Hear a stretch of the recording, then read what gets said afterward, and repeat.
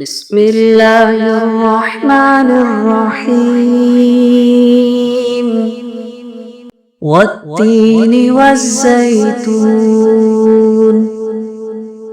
وطور سينين وهذا البلد الأمين لقد خلقنا الإنسان في أحسن تقويم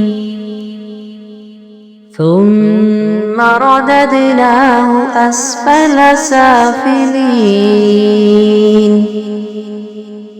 إلا الذين آمنوا وعملوا الصالحات فلهم أجر غير ممنون